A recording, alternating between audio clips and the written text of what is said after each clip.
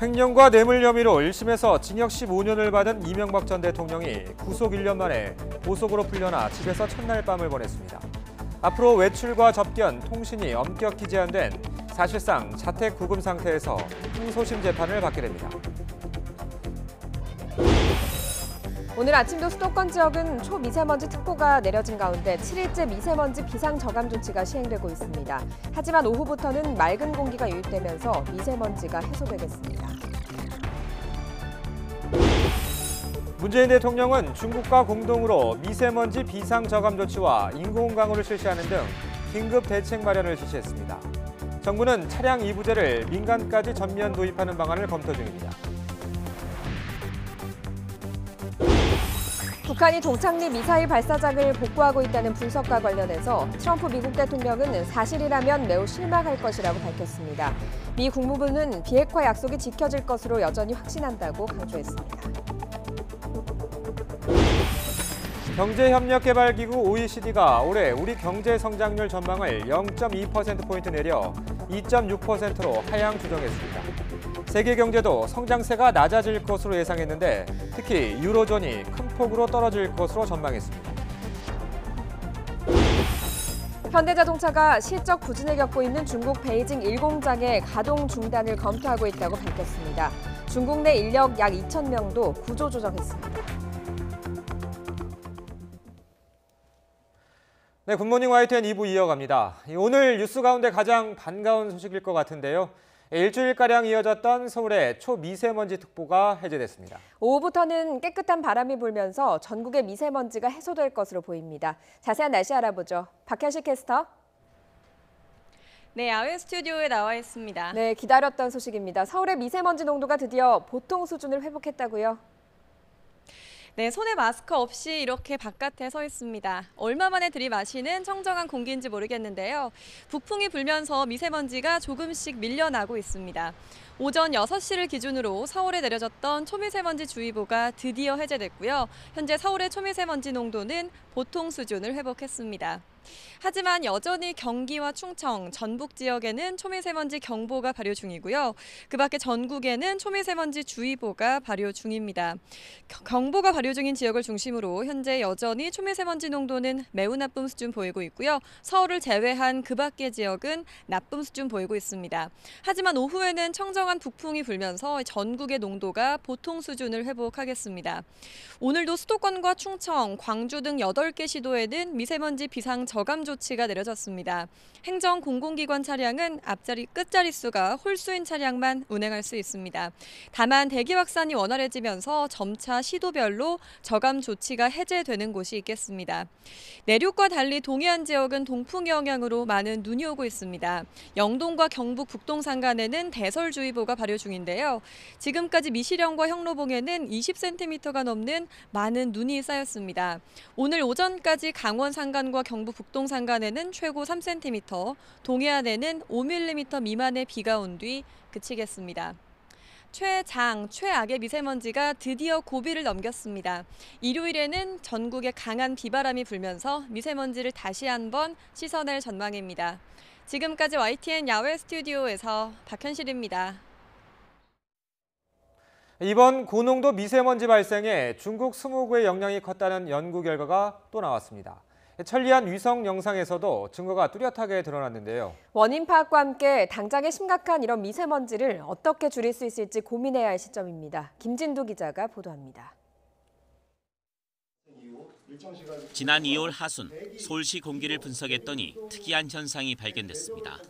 1월보다 스트론튬이 11.1배, 바륨이 4.1배, 마그네슘은 4.5배나 급증한 것입니다. 화약에 들어있는 성분들입니다. 이전에 농도에 비해서 최고 11배까지 높아지는 것을 확인할 수 있었습니다. 이는 중국의 오염물질이 국내 특히 서울의 농도에도 영향을 미쳤다고 하는. 보건환경연구원은 중국에서 고농도 미세먼지가 발생하고 12시간에서 30시간 뒤에는 서울도 미세먼지 농도가 올라간 것을 확인했다고 밝혔습니다. 천리안 위성에서 촬영한 사진에서도 회색빛 스모그가 중국 산둥반도에서 우리나라로 연결된 것이 확연히 드러납니다. 시간이 갈수록 그 범위와 강도도 넓어지고 강해집니다. 우리가 의성이나 모델이나 많은 자료를 보면 대부분 중국에서 오는 겁니다. 일부 논문에서는 북한에 영향이 있다고 하지만 제가 봤을 때는 거의 95%가 중국의 영향입니다. 올해 고농도 초미세먼지가 잦은 것은 바람이 약화하고 대기 정체가 심해지면서 국내의 오염물질이 반복적으로 쌓인 것이 원인으로 분석됐습니다.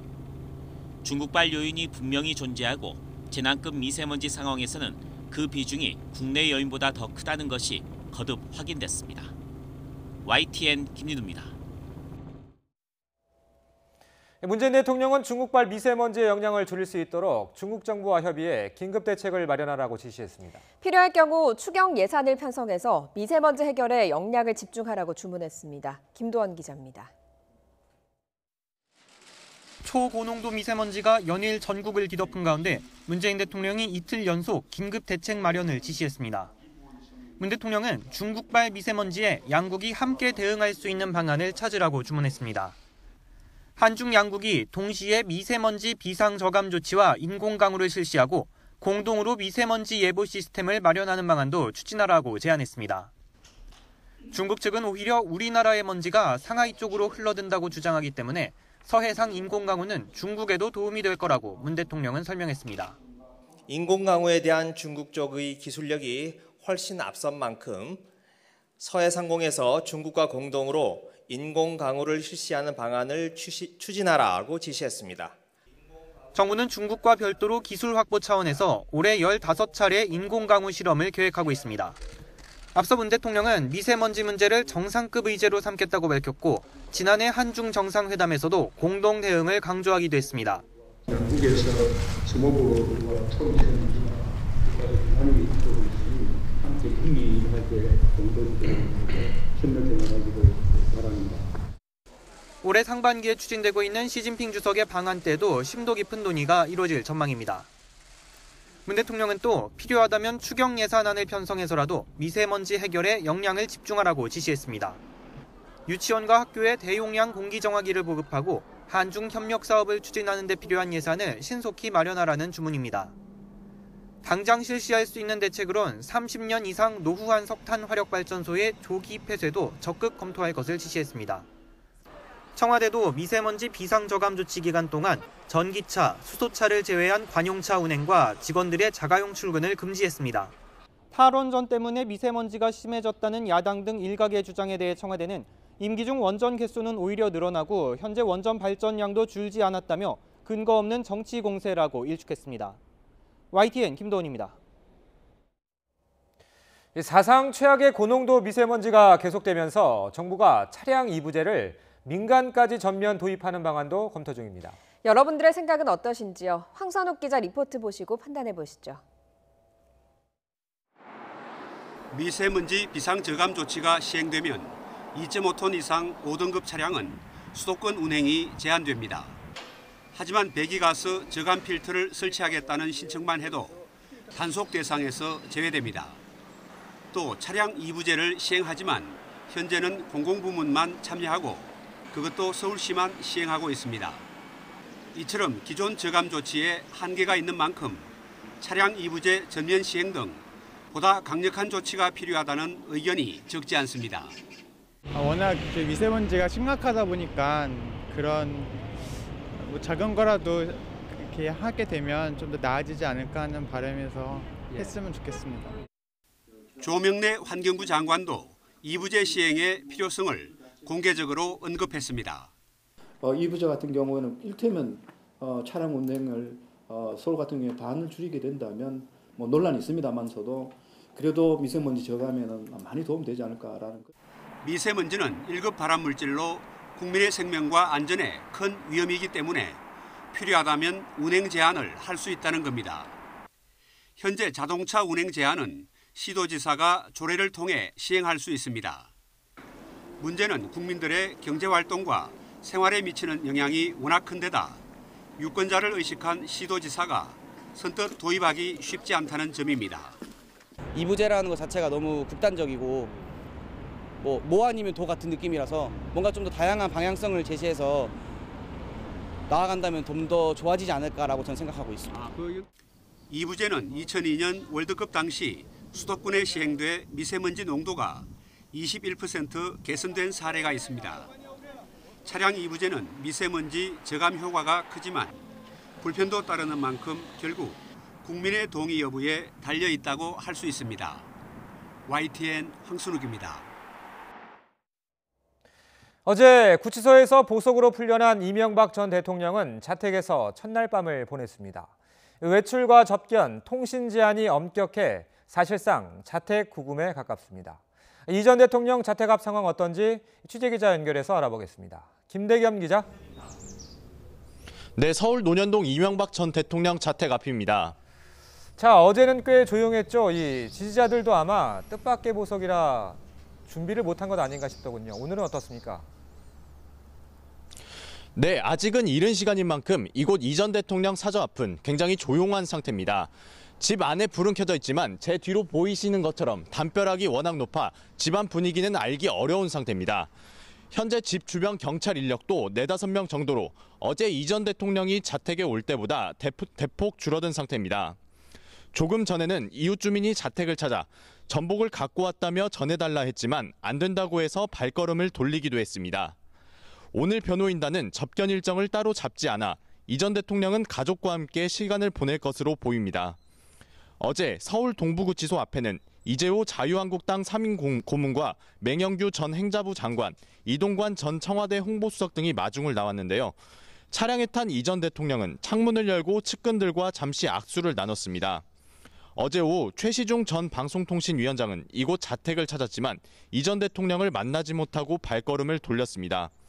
어젯밤에는 이 전 대통령의 딸과 손자가 탄 차량이 집 밖으로 나오는 모습이 포착됐고 한 시민단체 회원이 이곳 자택 앞에서 보석에 항의하며 밤사이 소란이 일기도 했습니다.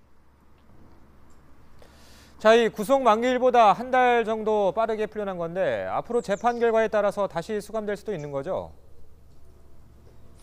네, 재판부는 보석을 허가하면서 다음 달 8일 구속 만기로 석방될 경우 이 전 대통령이 오히려 자유로운 불구속 상태가 되어 주거 제한이나 접촉 제한을 할 수 없다는 점을 언급했습니다. 한 달 뒤쯤 어차피 석방이 불가피한 상황에서 엄격한 제한을 두는 좀 더 실리적인 선택을 한 것으로 보입니다. 보석 기간 동안 주거지가 논현동 사저로 제한되고 외출과 통신을 비롯해 직계열 쪽과 변호인을 제외한 접견도 엄격히 제한됩니다. 병원 진료를 받을 경우에도 법원의 허가를 받아야 합니다.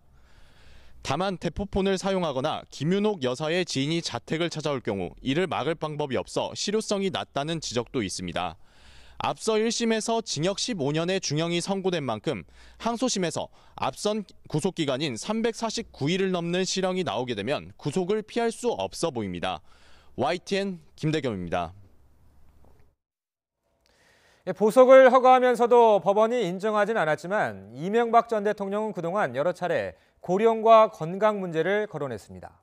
어제도 법정에 들어갈 때는 비틀거리는 모습을 보였지만 석방될 때의 걸음걸이는 달랐습니다. 양희력 기자가 보도합니다.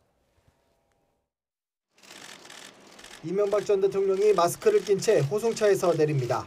걸음이 불편한 듯 벽을 손으로 짚으며 천천히 걸어갑니다. 재판부가 보석 결정을 내리기 직전 법정에 들어서는 모습입니다. 그런데 보석이 허가돼 구치소에서 나올 때 모습은 다릅니다. 마스크도 벗었고 부축을 받지도 않습니다. 보석 허가 결정 전후 모습을 나란히 놓고 보면 걷는 속도도 다릅니다. 앞서 이명박 전 대통령 측은 고령에다 수면무호흡과 불면증 등으로 돌연사 가능성까지 언급하며 재판부에 보석을 요청했습니다. 법정에서 자신의 주민등록번호 뒷자리를 제대로 외우지 못해 말끝을 흐리기도 했습니다. 재판부는 병보석 대신 구속 만기를 이유로 보석을 허락하면서 재판은 현재 피고인이 과거의 피고인과 대화하는 과정이라며 자택에 머무는 동안 과거에 했던 일들을 찬찬히 회고하라고 당부했습니다. 요새 언론에서 지금 대강이 이어진 의장이나 이런 걸 갖고 이제 여러 가지 문제점 삼으니까 그래서 병 때문에 보석하는 건 아니다 이런 말씀을 하신 거겠죠. 이런 가운데 참여연대 등 일부 시민단체는 법원의 이번 보석 결정이 일반적인 법 집행으로 보이지 않아 국민의 공감을 사기 어렵다며 우려를 나타내기도 했습니다. 논란 속에 1년 만에 구치소 담장 밖을 벗어난 이 전 대통령은 차창 밖으로 측근들에게 손을 내밀며 자택으로 향했습니다. YTN 양희력입니다. 이명박 전 대통령이 이처럼 보석으로 풀려나면서 박근혜 전 대통령도 풀려나는 거 아니냐 이런 생각하시는 분들 있을 겁니다. 그러나 박 전 대통령은 이미 형이 확정된 혐의가 있는 등 여러 재판이 동시에 진행되고 있어서 보석이 사실상 불가능하다는 게 법조계의 중론입니다. 강희경 기자가 취재했습니다. 이명박 전 대통령이 다음 달 8일로 예정됐던 구속 만기일보다 한 달 앞서 보석으로 석방됐습니다. 관심은 자연스레 국정농단 사건으로 상고심 재판을 받는 박근혜 전 대통령에게 향하고 있습니다. 박 전 대통령은 상고심 재판 중 구속기간이 3번 모두 연장됐습니다. 다음 달 16일이면 구속기간이 끝나는데 겉으로 보면 이 전 대통령과 상황이 비슷합니다. 박 전 대통령도 보석을 청구할 수는 있습니다. 하지만 이 전 대통령과 달리 보석으로 석방될 가능성은 없다는 것이 법률 전문가들의 전망입니다. 박근혜 전 대통령의 혐의는 크게 3가지인데 이 가운데 공천 개입 혐의에 대해서는 징역 2년의 형이 확정된 상황입니다. 즉 국정농단 사건 상고심 재판과 관련해 박 전 대통령이 보석을 청구해 인용된다 해도 확정된 형이 곧바로 집행되기 때문에 무의미해지는 셈입니다. 실제로 박 전 대통령 측은 보석 청구와 관련해 별다른 움직임을 보이지 않고 있습니다. 다만 박 전 대통령 상고심 재판이 전원합의체에 회부돼 있는 만큼 구속기간이 끝난 뒤에야 확정 판결이 나올 수도 있습니다. 그렇다 해도 풀려날 가능성은 없습니다. 마찬가지로 징역 2년의 형이 이미 확정돼 수용자 신분으로 재판을 받아야 하기 때문입니다. 이 때문에 박 전 대통령 측에서는 확정 판결이 모두 나오는 대로 일부 야당의 요구처럼 사면을 기대할 것이란 전망에 무게가 실리고 있습니다. YTN 강희경입니다. 북한이 동창리 미사일 발사장을 복구하고 있다는 징후가 포착됐다는 보도에 대해서 트럼프 미국 대통령은 사실이라면 아주 실망할 것이라고 밝혔습니다. 트럼프 대통령은 백악관에서 현지 시각 6일 기자들과 만나서 북한이 최근 동창리 발사장을 복구하고 있는 것이 포착됐다는 보도와 관련해서 이것이 사실로 확인되면 김정은 위원장에게 매우 실망할 것이라고 말했습니다. 다만 관련 보도가 사실인지를 판단하기에는 아직 너무 이르다며 신중한 입장을 보였습니다. 미 국무부는 북한의 동창리 미사일 발사장 복구 움직임과 관련해서 트럼프 대통령과 김정은 위원장의 비핵화 약속이 지켜질 것으로 여전히 확신한다고 강조했습니다. 국무부는 동창리 발사장에서 새로운 움직임이 포착된 것에 대한 YTN의 논평 요청에 대해서 대변인 명의로 비핵화는 김 위원장의 약속이고 세계가 주목하고 있다며 이같이 밝혔습니다. 베트남 하노이에서 열린 2차 정상회담이 결렬 위기로 내몰리고 나서야 북한은 합의 성사를 위해서 분주히 움직였지만 돌아선 미국의 마음을 되돌리진 못했던 것으로 알려졌습니다. 미 CNN 방송은 미 정부 당국자들을 인용해서 회담 뒷얘기를 소개한 모욕과 마지막 시도라는 제목의 인터넷판 기사에서 이같이 보도했습니다. 이 보도에 따르면 정상회담 이틀째인 지난달 28일 트럼프 대통령이 회담 결렬 후 호텔을 떠날 채비를 하는 가운데 북한 최선희 외무성 부상이 김정은 위원장의 메시지를 미 대표단에 황급히 전달했다고 전해집니다. 북한이 2차 북미 정상회담이 결렬된 지 엿새 만에 기록 영화를 통해서 여전히 미국과 대화 의지가 있음을 확인했습니다. 조선중앙TV는 어제 오후 8시 30분부터 약 1시간 15분 동안 김정은 위원장의 베트남 방문과 도널드 트럼프 미국 대통령과 회담 등을 담은 기록 영화를 내보냈습니다. 기록 영화는 김정은 위원장과 트럼프 대통령의 메트로폴 호텔 정원 산책 영상을 보여주면서 서로가 인정하고 존중하는 원칙에서 공정한 제안을 내놓고 문제 해결 의지를 가지고 임한다면 전환의 첫걸음을 뗀 조미 관계가 우여곡절과 시련을 이겨내고 전진할 수 있다고 전했습니다. 다음 소식입니다. 미세먼지가 가득한 찌푸린 봄 날씨 속에 곳곳에서 화재 사고가 잇따랐습니다. 사건 사고 소식 이상순 기자가 보도합니다. 시커먼 연기가 잿빛 하늘을 향해 대량으로 방출되고 있습니다. 충남 공주시 탄천면의 한 접착제 제조 공장에 불이 났습니다. 1시간여 만에 진화됐지만 공장 건물 한 동이 불에 탔고 직원 1명이 손등에 2도 화상을 입었습니다. 경찰과 소방당국은 정확한 화재 원인을 조사하고 있습니다. 불에 심하게 그을린 살림살이가 방 안에 어지럽게 흩어져 있습니다. 부산 동래구 명장동의 한 원룸 건물 4층입니다. 119 소방대가 10여 분 만에 불을 껐지만 44살 A씨가 전신에 2, 3도 화상을 입고 병원으로 옮겨졌습니다. 건물에 있던 다른 주민 5명은 무사히 대피했습니다. 대구 부근 경부고속도로 상행선 갓길에 비상정차에 있던 4.5톤 화물 트럭이 거의 잿더미가 됐습니다. 적재함에 있던 아크릴판과 섬유 원사 등의 화물은 뜨거운 열기에 녹아버렸습니다. 차량에 불이 난 건 어젯밤 7시 10분쯤.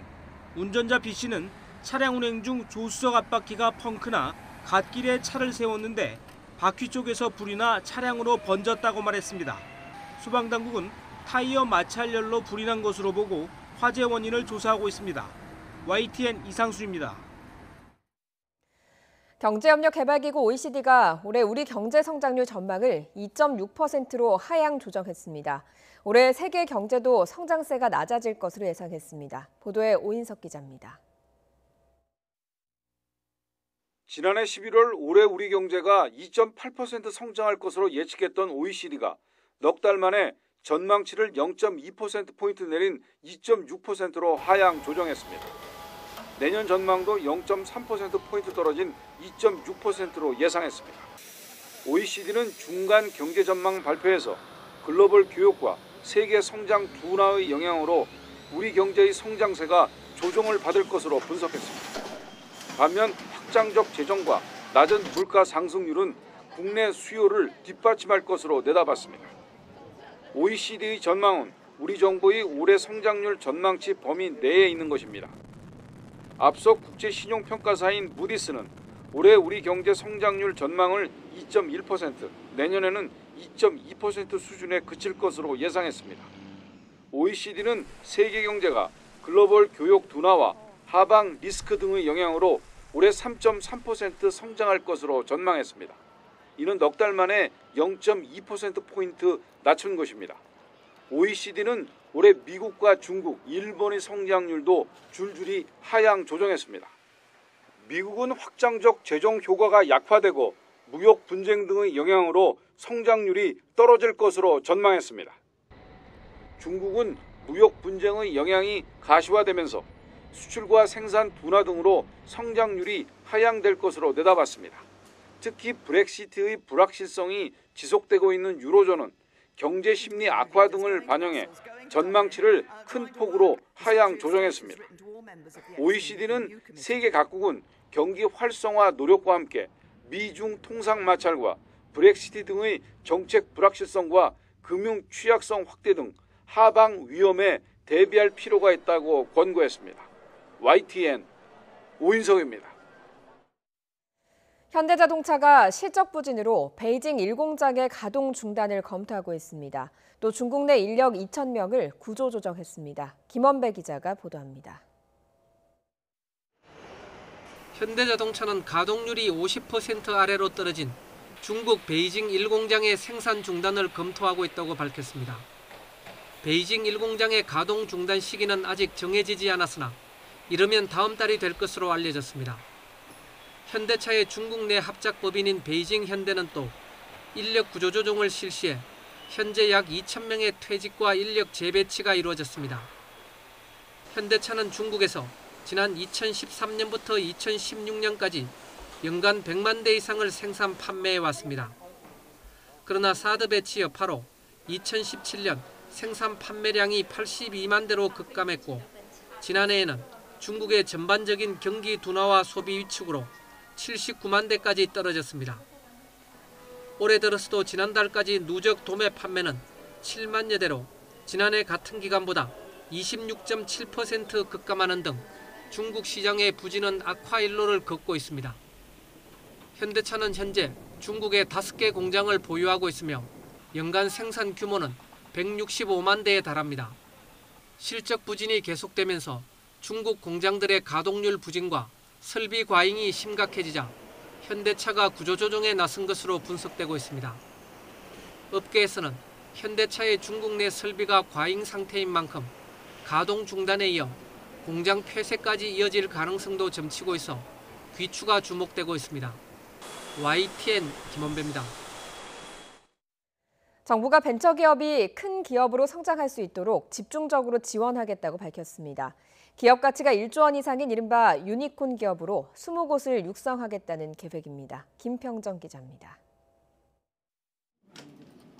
인공지능과 빅데이터를 기반으로 금융기술을 개발하는 이 벤처기업은 창업한 지 4년가량 됐습니다. 지금은 연매출 200억 원 이상으로 성장했지만 초기에는 어려움을 겪었습니다. 단기 성과에 따라 자금 압박을 겪었기 때문입니다. 보통 저희가 자금 지원을 받으면 기관들을 통해서 투자를 받게 됩니다. 좋을 때도 있고 안 좋을 때도 있는데 안 좋은 분기가 나타나게 되면 이제 기관들을 통해서 자금의 압박을 조금 받게 됩니다. 이렇게 창업 초창기에 특히 중요한 투자를 안정적으로 받을 수 있도록 정부가 제2벤처붐 확산 전략을 마련했습니다. 벤처기업의 성장을 돕는 12조 원 규모의 스케일업 전용 펀드를 만들어 자금을 지원하기로 했는데 이를 바탕으로 3년 뒤에는 한 해에 새로 벤처기업에 투자되는 규모를 5조 원 수준까지 늘릴 계획입니다.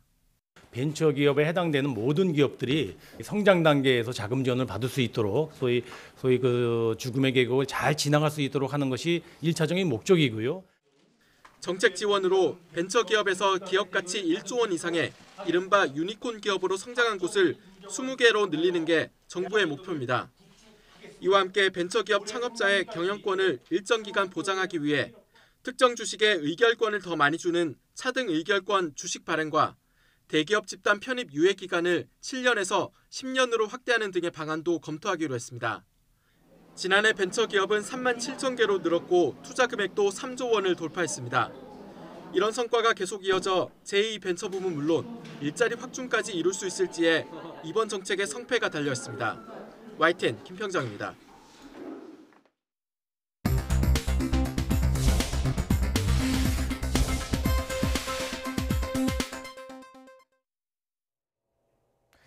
이 시각 보도국입니다. 대통령 직속 사회적 대화기구인 경제사회노동위원회가 오늘 열기로 한 2차 본위원회에 문재인 대통령이 불참하기로 했습니다.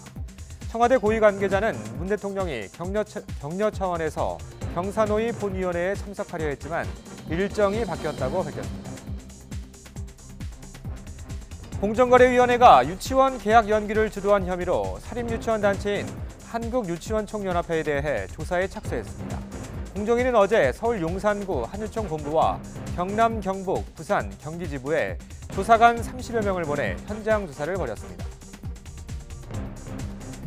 2달 넘게 멈춰있던 국회가 오늘 본회의를 시작으로 문을 엽니다. 여야는 오늘 오후 2시 개회식을 시작으로 다음 달 5일까지 30일 동안의 의사 일정에 돌입합니다. 여야 원내대표들은 이번 임시국회에서 미세먼지를 국가재난범죄에 포함하는 재난 및 안전관리 기본법을 비롯해 미세먼지 관련 법안을 우선 처리하기로 했습니다.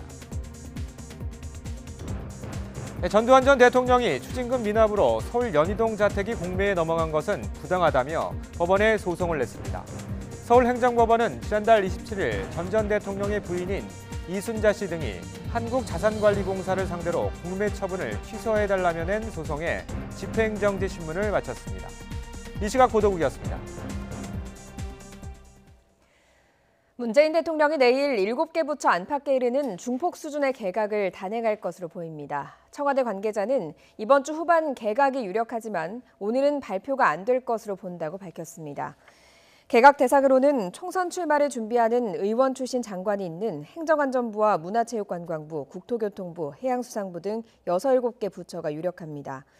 문화체육관광부 장관 후보자로는 더불어민주당 우상호 의원과 박양우 전 문화관광부 차관이 후보군에 이름을 올리고 있습니다. 중소벤처기업부 장관에는 민주당 박영선 의원이 유력하게 거론되고 있습니다. 행정안전부 장관 후보자로는 민주당 진영 의원과 김병섭 서울대 교수 등이 하마평에 오르내리고 있습니다. 자유한국당 5.18 망언 의원들에 대한 징계 논의가 지지부진한 가운데 한국당 내부에서 갈등이 터져나왔습니다. 회의석상에서 공개 설전을 벌인 건데 여기에 당사자인 김순례 의원은 5.18 공세는 민주당의 프레임이라고 주장했습니다. 우철희 기자입니다. 5.18 발언 관련 징계 문제를 먼저 꺼내든 건 중진인 홍문종 의원입니다. 가짜 5.18 유공자가 있다는 국민적 의혹을 제기한 게 무슨 잘못이냐며 여당에 끌려다녀선 안 된다고 말했습니다. 국민적인 관심이 높고 이 문제에 관해서 우리가 해결해야 된다 얘기한 것에 대해서 과연 우리가 뭘 잘못했느냐. 그리고 우리는 이런 문제들에 대해서는 적극적으로 나가야 된다. 5.18 논란에 대한 신속한 조치를 요구해왔던 조경태 최고위원은 즉각 반박했습니다. 읍참마속, 대의를 위해 측근이라도 엄벌해야 한다는 말로 단호한 결단을 거듭 요구했습니다. 웰빙 정당, 수구 정당, 낡은 정당 이미지 벗지 않으면 어렵다는 말씀이었습니다. 읍참마속하는 마음으로 이 문제를 빨리 처리해야 된다. 이에 당사자인 김순례 최고위원은 여당이 짜놓은 프레임에 갇혀 내분이 생겨서는 안 된다며 징계의 부당성을 우회적으로 주장했습니다. 미리 계획된 링 위에 우리를 몰아놓고 그 속에서 우리끼리 설왕설래할 수는 없는 내용입니다. 그래서 앞으로 이 점을 우리는 숙고해가면서 해야 되겠다 이런 생각. 김영종 윤리위원장의 사의 표명으로 징계 논의 자체가 기약 없이 미뤄진 상황. 지도부 안에서조차 당원권 정지 이상의 중징계가 필요하다. 윤리위원장을 유임시켜 징계 논의를 마무리 짓는 게 맞다는 등 의견이 분분합니다. 하지만 열쇠를 진 황교안 대표는 여전히 답을 내놓지 않았습니다. 5.18에 대해서 이런저런 얘기가 나와가지고요. 혹시 윤리위원장 사의는 수용을 하실 거예요? 기다려보시죠. 그럼 이것저것 좀 살펴보겠습니다. 황교안 대표 취임 이후에도 5.18 망언 논란이 수습되기는커녕 당내 분란으로 번지면서 황 대표도 속수 무책인 건지 의도적인 지연 작전인지 모르겠다는 반응까지 나오고 있습니다. YTN 우철입니다. 국회 윤리특별위원회는 5.18 망언 논란 당사자인 김진태, 김순례, 이종명 의원과 부동산 투기 의혹이 불거진 손혜원 의원 등에 대한 징계안을 논의합니다. 윤리특위는 오늘 국회 본회의가 끝난 뒤 전체 회의를 열어서 국회의원 징계안 21건에 대한 처리 방안을 논의할 예정입니다. 징계안에는 재판 청탁 의혹을 받고 있는 민주당 서영교 의원과 출장길에 스트릿바를 방문했다는 의혹이 일고 있는 한국당 최교일 의원 등도 포함됐습니다. 김학의 전 법무부 차관 성접대 의혹을 재조사하고 있는 대검 진상조사단이 과거 청와대 민정수석실에서 인사검증을 담당했던 박관천 전 경정을 조사한 것으로 확인됐습니다. 김 전 차관 임명에 최순실 씨가 관여했다는 진술이 나온 것으로 전해졌습니다. 김승환 기자의 보도입니다. 김학의 성접대 의혹을 재조사하는 대검찰청 진상조사단이 최근 박관천 전 경정을 면담 조사했습니다. 박 전 경정은 지난 2013년 청와대 민정수석실에서 인사검증을 담당했던 인물입니다. 박 전 경정은 조사에서 박근혜 정부 청와대가 김 전 차관을 임명하기 전에 성접대 의혹과 관련된 동영상을 파악했다고 진술한 것으로 전해졌습니다. 여러 차례의 보고에도 김 전 차관 인사가 그대로 진행된 배경에는 다름 아닌 최순실 씨가 있었다고 지목한 것으로 알려졌습니다. 김 전 차관의 부인과 최순실 씨가 친분이 있는 사이라는 점을 언급한 겁니다. 진상조사단은 이와 관련해 서울 동부구치소에 수감돼 있는 최순실 씨를 면담 조사하려고 했습니다. 하지만 최 씨가 조사를 거부해 관련 진술을 확보하지는 못한 것으로 전해졌습니다. 이와 함께 조사단은 최근 사건의 핵심 관계자인 건설업자 윤중천 씨를 소환 조사하는 과정에서 한상대 전 검찰총장에게 수천만 원을 건넸다는 취지의 진술도 확보했습니다.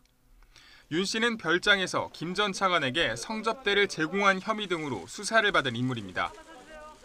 조사단은 이 진술 등을 토대로 당시 검찰이 김 전 차관을 혐의 없음 처분하는 과정에 부실 수사가 있었는지 등을 확인할 방침입니다.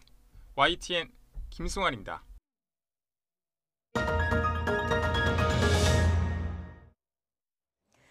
환경부는 표적감사 의혹이 일었던 한국환경공단 임원에 대한 감사 결과를 1년 넘게 공개하지 않았는데요. 보고서 자체가 없다는 사실이 드러나면서 의혹은 더 짙어지고 있습니다. 박기환 기자입니다. 환경부 홈페이지 안쪽에 감사 결과 공개라는 항목이 보입니다.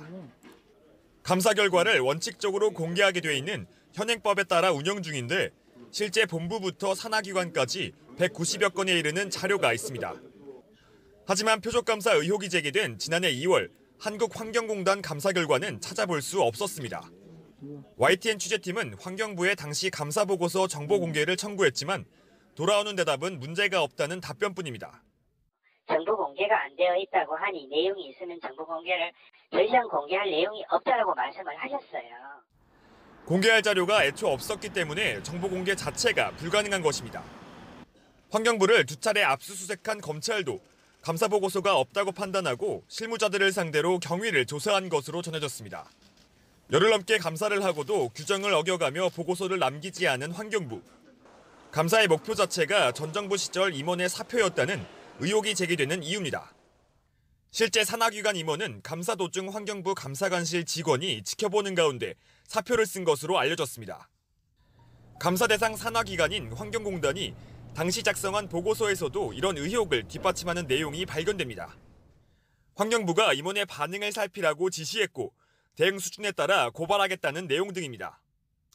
검찰 역시 이번 감사와 관련된 수상한 정황을 상당수 파악한 것으로 전해졌습니다. 검찰은 표적감사 의혹과 관련한 참고인 조사를 마치는 대로 김은경 전 환경부 장관을 다시 불러 지시 여부 등을 확인할 방침입니다. YTN 박규환입니다.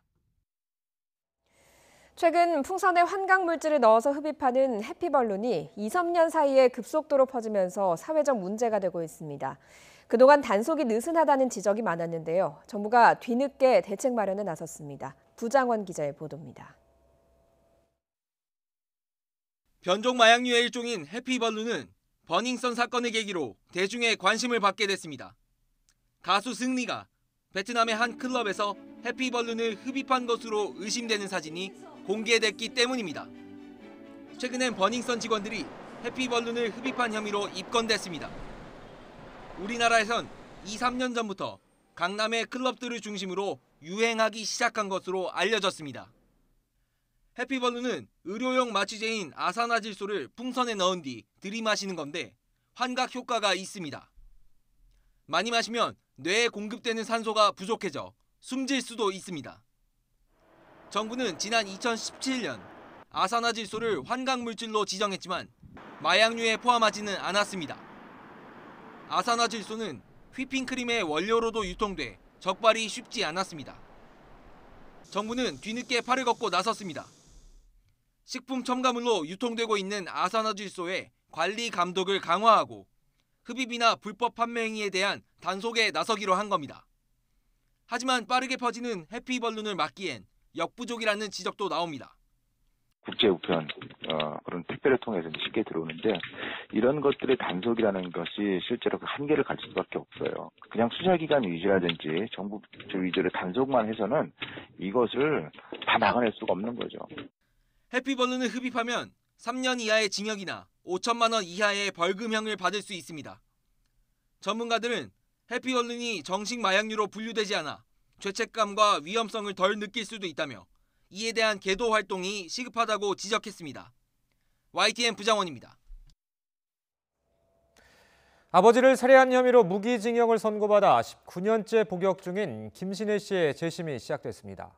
광주지방법원 해남지원은 어제 무기수 김신혜 씨의 첫 공판 준비기일을 열었습니다. 법정에 출석한 김 씨는 재심을 기다리는 분들도 있고 억울한 옥살이가 계속되지 않도록 열심히 싸워서 이기겠다고 밝혔습니다. 재판부도 쟁점을 다시 정리하자며 추가 공판 준비기일을 오는 25일로 잡았습니다. 거액의 보험금을 노리고 아내가 탄 승용차를 바다로 추락시킨 50대가 구속됐습니다. 여수해양경찰서는 이 같은 혐의로 50살 박모 씨를 구속해 검찰에 넘겼습니다. 박 씨는 지난해 12월 31일 전남 여수시 구모도에 있는 선착장에서 승용차를 바다에 빠뜨려 안에 타고 있던 아내를 숨지게 한 혐의를 받고 있습니다. 해경은 박 씨가 지난해 10월과 11월 당시 교제하던 피해자 명의로 보험 5개를 들었고 피해자와 결혼한 뒤 보험 수익자를 자신으로 바꿔 최대 17억 원이 넘는 보험금을 타내려 한 것으로 보고 있습니다. 지난달 대전에서 10대가 무면허로 외제차를 몰다 20대 연인을 치어 여성은 숨지고 남성은 크게 다쳤습니다. 경찰 수사 결과 불법으로 돈을 받고 차를 빌려주는 행위가 성행하면서 벌어진 일로 확인됐습니다. 이상곤 기자가 보도합니다. 수시로 차선을 넘나들며 앞선 차들을 추월하더니 중앙선을 넘어 반대편 인도로 돌진합니다. 이 사고로 20대 여교사가 숨지고 함께 걷던 남자친구도 크게 다쳤습니다. 운전자는 17살 전모군으로 면허가 없었는데 경찰 수사 결과 사고가 난 차는 여러 사람을 거쳐 불법 대여됐던 것으로 확인됐습니다. 정구는 나모 씨로부터 일주일에 90만 원을 주기로 하고 차를 빌렸지만 나 씨는 실제 차주인이 아니었습니다. 캐피탈 업체에서 월 115만 원을 주고 박모 씨의 명의로 빌린 차를 박 씨의 사촌이 가져갔고 박 씨의 사촌은 월 136만 원을 받고 나 씨에게 차를 넘긴 것으로 조사됐습니다. 거래는 인터넷 중고 사이트와 SNS를 통해 이루어졌습니다. 외제차를 타고 운행하고 싶은 마음이 있었고 이 부분에 대해서 또 돈을 벌려고 무면허인데도 어린 학생들한테 10대에게 또 차를 빌려준 부분, 이런 부분은 돈을 벌려고 하는 목적이 있었기 때문에 경찰은 박 씨가 빌린 차가 더 있는 것을 확인하고 추가 수사를 벌이고 있습니다. 실제로 인터넷 사이트에는 차를 구하거나 빌려주겠다는 글이 심심치 않게 발견됩니다. 대부분 고급차들로 하루부터 한 달까지 기간도 다양합니다. 마음만 먹으면 누구나 차를 쉽게 빌릴 수 있어 범죄에 악용될 가능성이 큽니다. 경찰은 이번 사건을 계기로 불법적으로 차를 대여하는 행위에 대한 수사를 확대할 계획이라고 밝혔습니다. YTN 이상곤입니다. 저소득층 구직자의 생계 보장과 취업 지원을 위한 한국형 실업부조에 대한 노사정 합의가 이뤄졌습니다. 대통령 직속 사회적 대화기구인 경제사회노동위원회 산하 사회안전망 개선위원회는 한국형 실업부조의 운영 원칙을 담은 고용안전망 강화를 위한 합의문을 채택했습니다. 한국형 실업부조는 저소득층 구직자에게 취업 프로그램 참여를 조건으로 생계 보장을 위한 급여를 지급하는 제도로 실업급여를 받지 못하는 구직자가 지원 대상입니다. 어제 민주노총의 총파업에 참여한 인원이 3,200여 명에 그친 것으로 나타났습니다. 고용노동부는 민주노총 총파업 참여 현황을 정확히 파악하기는 어렵지만 총파업에 현대기아차, 대우조선해양 등을 포함해 30여 개 사업장에서 3,200여 명이 참여한 것으로 파악했다고 밝혔습니다. 부자가 되겠다는 꿈을 품고 증권가에 입성한 신입 주식 브로커가 여의도 최고의 작전 설계자를 만난 뒤 벌어지는 이야기를 담은 한국 영화 돈이 개봉을 앞뒀습니다. 배우 유준열 씨는 돈에 휘둘리지 않으려 노력하고 있다고 말했는데요. 들어보시죠. 아직까지는 사람이 돈에 휘둘리지 않고 사람이 돈보다 위에 있어야 된다라고 해서 저는 돈에 좀 휘둘리지 않고 제 삶 자체가 그냥 저로서 이렇게 사는 거에 좀 애를 쓰고 좀 노력하고 있는 것 같아요. 저는 다행히 그런 취향이나 스타일이 좀 이제 우리 흔히 얘기하는 잡식이라고 해야 되나요? 네, 좀 여러 가지 것들을 다양하게 좀 즐기는 편이어서 뭐 문화도 그렇고 스포츠도 그렇고 그냥 인생 전반에 있어서 좀 여러 가지 것들을 좀 이것저것 좀 두드려보고 좀 만져보고 느껴보고 하는 편인 것 같아요.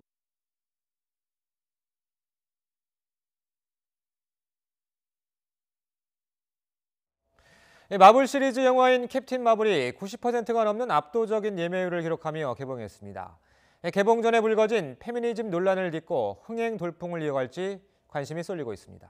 최도희 기자가 보도합니다. 북미보다 이틀이나 먼저 전 세계 최초로 국내에서 개봉한 마블 영화입니다. 90년대를 배경으로 공군 파일럿 시절의 기억을 잃은 캐럴 댄버스가 진취적인 여성 히어로인 캡틴 마블로 거듭나는 이야기를 담았습니다. 다음 달 개봉 예정인 어벤져스 엔드게임으로 향하는 연결고리인데다 마블의 첫 여성 히어로 단독 영화라는 점이 특징입니다. That she is very powerful and takes really big risks. She's confident and bold in that way, but that doesn't always mean that it plays out the way that she hopes it would. But you watch her get back up again and try again. 이런 캐릭터 때문에 개봉 전부터 영화를 둘러싼 논란도 거셌습니다. 주연 배우가 한 매체와의 인터뷰에서 이 작품을 페미니스트 영화로 소개한 점을 문제 삼은 일부 관객들이 평점 테러를 가한 겁니다. 하지만 개봉일 당일 오전 기준으로 91%가 넘는 예매율에 예매량만 45만 장을 넘어서며 폭발적인 흥행을 예고했습니다. 역대 마블 단독 영화 최고 흥행작인 아이언맨 3의 개봉일 오전 예매율 87%를 넘어선 기록입니다. 어벤져스 팬이어가지고 계속 시리즈 많이 봤는데 이제 인피니티 워 다음에 중요한 영화여서 개봉일날 바로 보러 왔습니다. 전문가들은 높은 예매율이 견고한 마블의 브랜드 파워를 보여줬다고 분석합니다. 마블은 일단 보면은 재미있다, 믿을 수 있다 그런 브랜드로 확실하게 자리를 잡은 것 같습니다. 그 결과로 생각합니다. 지난해 국내에서 흥행한 영화 상위 10편 가운데 외화는 마블의 히어로물을 비롯한 프랜차이즈 영화의 초강세가 두드러졌습니다. 이에 따라 비수기 극장가의 여성 영웅으로 앞세운 이 작품의 흥행 추이가 어떻게 될지, 또 한국 영화가 이 작품에 대적해 얼마나 선전할지가 주목됩니다. YTN 최두입니다.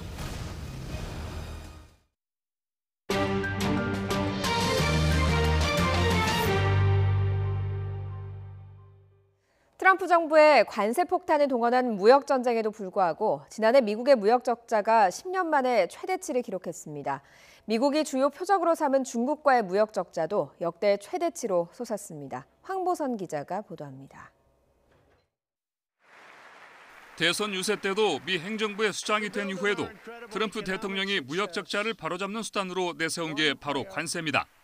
중국과의 무역 전쟁에서도 가장 효과적 무기로 과시했을 정도입니다.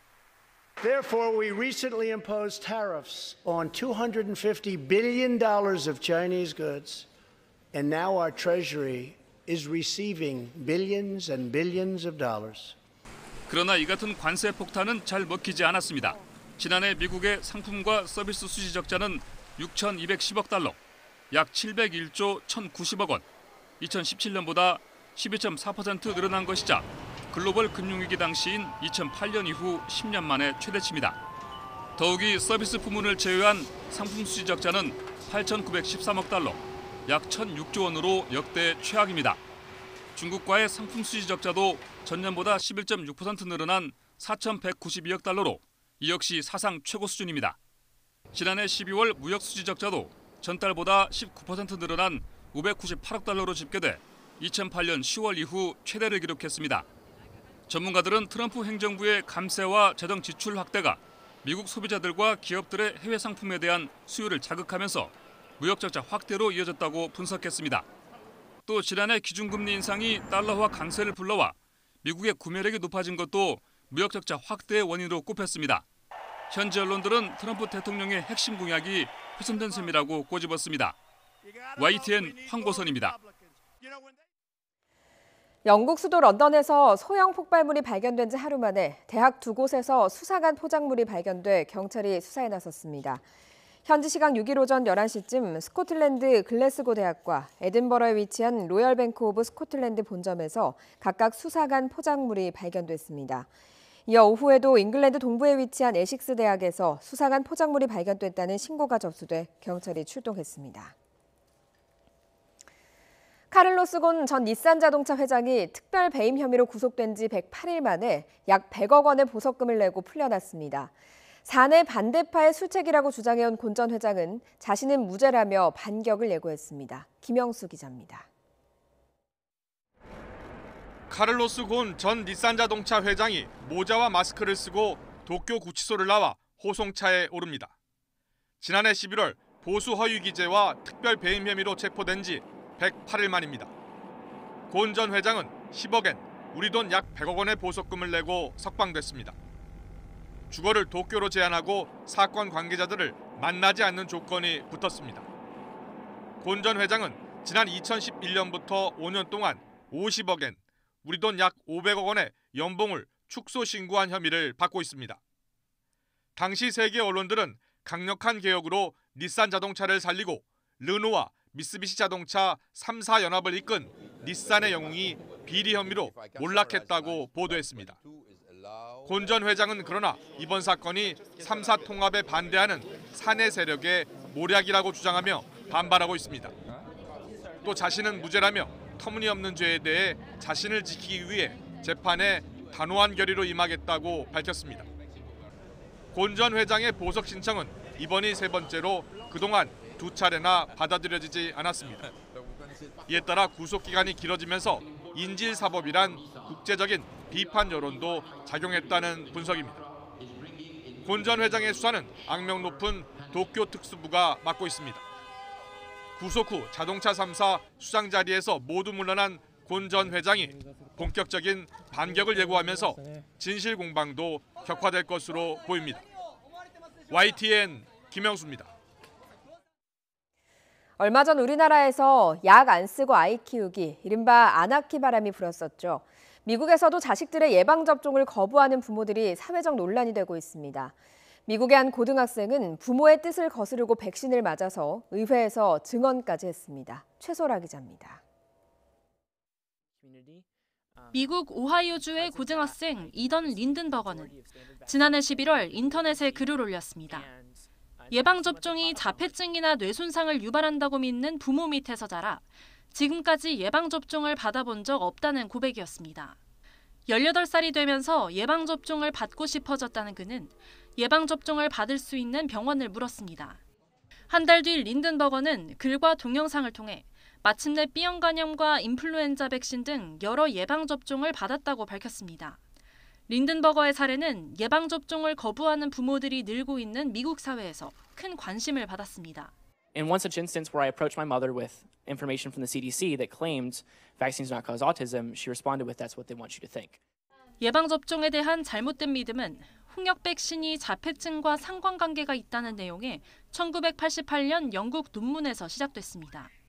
이후 수많은 반박 논문이 쏟아졌고 2010년엔 해당 논문의 데이터가 조작된 것이 드러났지만 일부는 여전히 예방접종을 불신하고 있습니다. 실제 미국 내 만 2살 이하 영유아의 백신 미접종 비율은 2001년 0.3%에서 2011년 0.9%, 2015년엔 1.3%로 증가하고 있습니다.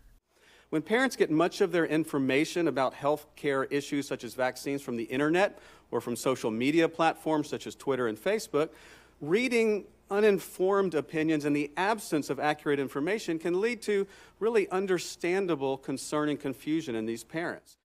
예방접종으로 95% 예방할 수 있다고 알려진 홍역은 지난해 기준 전 세계에서 23만여 명이 걸려 1년 전보다 6만여 명 증가했습니다.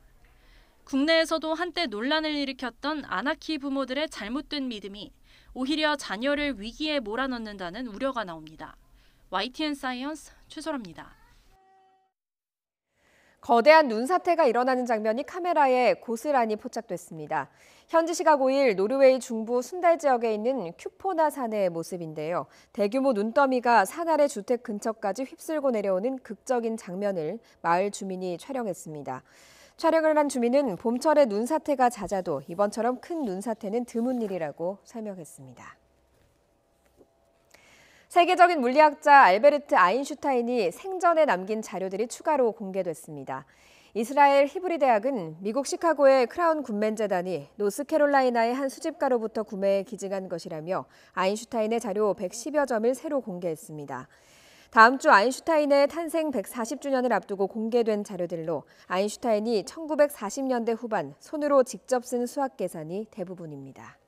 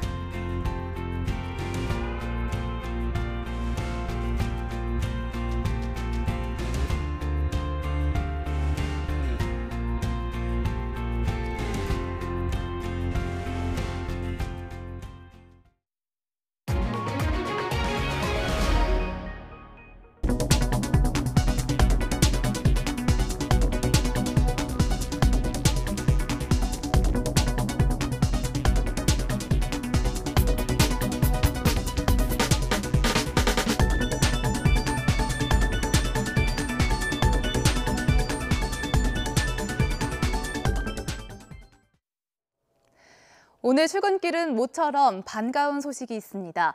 일주일 만에 최악의 미세먼지가 물러갈 채비를 하고 있습니다. 지금 빠르게 서울의 먼지 수치가 내려가고 있는데요. 현재 서울의 초미세먼지 농도는 29 마이크로그램까지 뚝 떨어져 보통 단계를 회복했습니다.